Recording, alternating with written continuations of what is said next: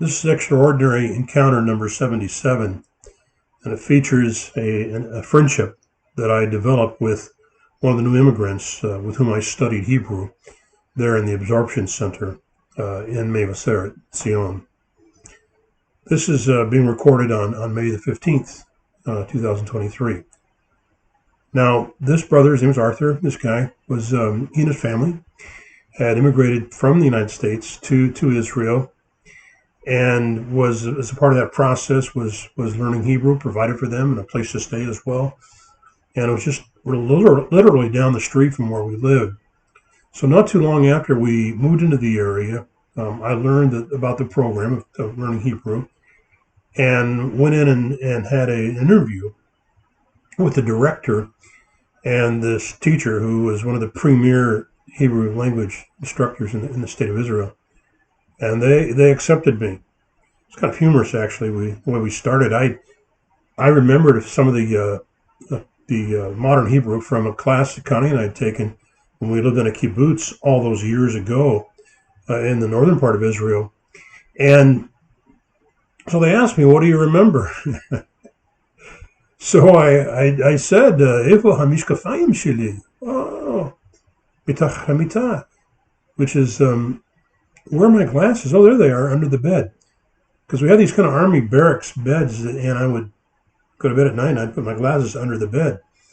And they laughed and said, "Well, if for no other reason, you might be fun to have in the class." So I joined the class, and first time we came in, you know how it is sometimes you get into a place like church or a classroom setting somewhere.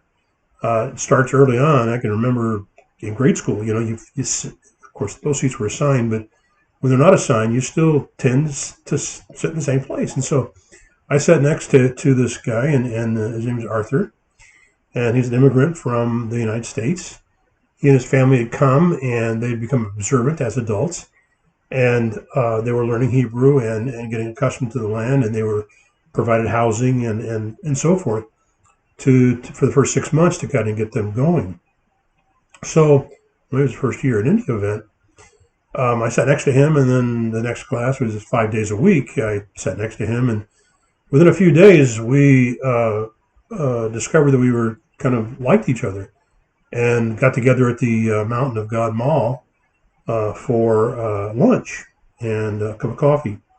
So that started early on during our time together and studying, and we developed this friendship. In fact, in time, his whole family most of his family came to our house to watch a World Series game. I took him a couple places he had to go for different processes of getting established there in the country. And we did this for several months. Toward the end of that time, when I knew that we were leaving, we were heading down to the coast area.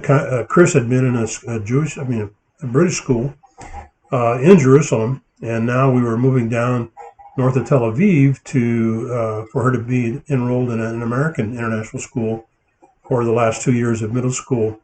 So the time was coming where we were making that move, and so we had our kind of final lunch together, and we were expressing to one another our appreciation of the friendship and our best wishes and prayers for going forward. And he said, Jim, the significant difference between you and me, the only real difference between you and me that matters is that I'm still waiting for the Messiah, and you believe that he has already come. And it's okay. Now, this man knew exactly what it meant for the Messiah to come in terms of his salvation. And he recognized that there were those, and now this one American Pentecostal preacher with whom we become friends. And he said, if you had told me that was going to happen when I immigrated to Israel, I would have said, you're nuts. Furthermore, I would have tried to avoid it. But so he knew me.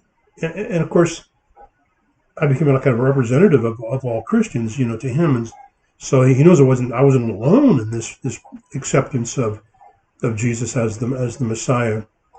But it was rather a poignant moment when he said that I'm still waiting for the Messiah, but you believe that he's already come. And we prayed that the veil from his eyes would be lifted, and he would also come to accept Jesus as the Messiah. I don't know if he's done that. I know they eventually bought a place down in Jericho, and I don't know if he's received Jesus as a Messiah, or if he's still waiting. But I do know this, that the Messiah is after him. So God bless Arthur and his family, and I just pray that they've come to know Christ.